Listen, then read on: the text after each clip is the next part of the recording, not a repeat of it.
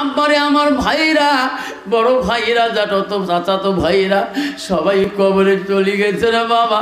আমারও কোন দিন বা আজরাইল এসে ডাক মারে যায়, সেদিন আমি চলে যাব, তোরাও চলে যাবেন। দুনিয়াতে ওই বিবি বাচ্চা কাঁদবে, কিন্তু আমার আপন ঘরের কাছে, কবরের কাছে কেউ কোনো দিন যাবে না। আসুন, 1000 টাকা চাইলাম। এ আছেন মা বোনেরা, আম্মা আসমা নামে মা, আল্লাহ বাড়ি করে বাবা, এখানে বাড়ি।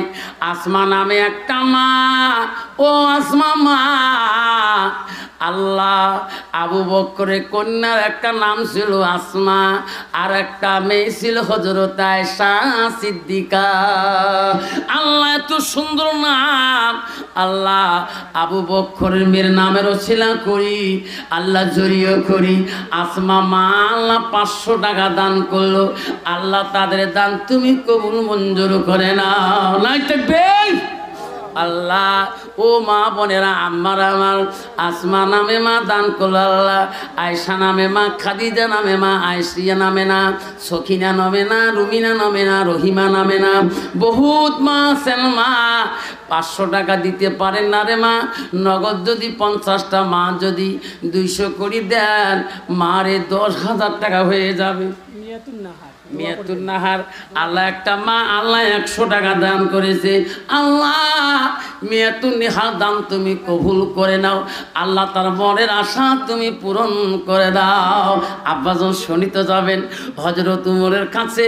ওই লোকটা যখন যে বলল তুমি বাচ্চারা কেমন করি কবরে পাইলে, আপনারা শোনা রাজি আছেন কিনা? ওই যুবক রাত্রিকালে বিবির কবরের পাশে নিশারাতে মনের দুঃখে যায় আর বলে, আল্লাহ আমার বিবি এত পরহেজগারি ছিল, আল্লাহ আমার বিবি জীবনে নামাজ কায়দা করে নাই, আমার বিবি বিপর্দায় চলে নাই। আল্লাহ আজকে আমার বিবির কবরের পাশে আমি গভীর রাত্রে যাব, দেখি আমার বিবি কি গুনাহ করেছে। বন্ধুগণ, ওই যুবকটা হযরত উমরকে বলল, ও খলিফা মুসলিমিন, আমি পরে রাত্রি গভীর রাইতে আমার ওই কবরস্থানের দিকে আমি একাই একাই বিবির ভালোবাসা অন্তর থেকে যাই নাই।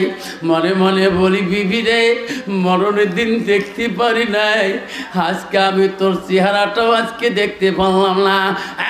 বিবি, এত রাইতে তোর কবরে যাব, তোর কবরের পাশে যাব, গ্রামের মানুষ কেন দেখি তোর কবরে আযাব। খলিফা এই মনে করি আমি কবরের স্থানে চলে গেলাম। যে জায়গাটা আলোটা হতেছে ওই জায়গাটার কাছে যেয়ে দাঁড়াইলাম, দেখি কোনো সাট না, আগুনের কোনো সাট না, একটা নূরের আলো জমিন থেকে আকাশ পর্যন্ত ঝিলমিল করিতেছে। ও খলিফা মুসলিমি, আমার মনটা ডাকিল রে, বিবিকে মরণকালে দেখি নাই, আজকে মনে হয় বিবির বোঝায় হাড্ডি খুলে বোঝা পড়ে আছে। আল্লাহ আজকে এখানে কেউ নাই, আজকে বিবির কবরটা আমি একটু ঘুরি দেখবো। খলিফা মুসলিমিন, আমি যখন বিবির খবর একাই একাই গভীর রাত্রে আমি খোঁড়া শুরু করলাম, পুকুরের মাটি যখন সরে দেই, মনে করা যায় এখানে বোধহয় মানুষ এখানে কবরবাসী দিয়ে এখনে বোধহয় চলে গেল। আমি প্রথমে যখন বাখলা ফেলে দিলাম, চালগুলো সরাইয়া দিলাম, দ্বিতীয় যখন আমি হাতলা পাইলাম, তখন আমি মনে করলাম কোনবা মানুষ এই মুহূর্তে আমার বিবিকে কবরস্থান করে দিল। আমার বিবির কবরের বাঁশগুলো হাতলাগুলো কিছুই হয় নাই। খলিফা মুসলিমিন, আমি কবরের উপরে সমস্ত বাহন যখন সরে দিলাম, তারপরে দেখি আমার এই বাচ্চাটা আমার বিবির বুকে বসিয়া আমার বিবির বুকের দুধ পান করিতেছে।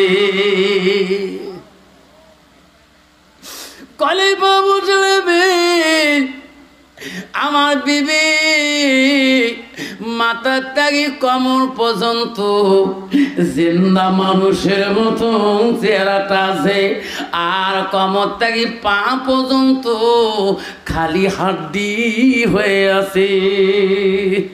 সুবহানাল্লাহ। আব্বা জান আমার গো, ও খলিফা বুঝলিবি, আমি আমার বাচ্চাটাকে যখন তার মার বুকে থাকি তুললাম, ও খলিফা আমার বাচ্চাটা ওনার মার বুকের দুধ খেয়ে আল্লাহ 1 বছর পর্যন্ত কবরের মধ্যে জিন্দা রাখিয়েছে।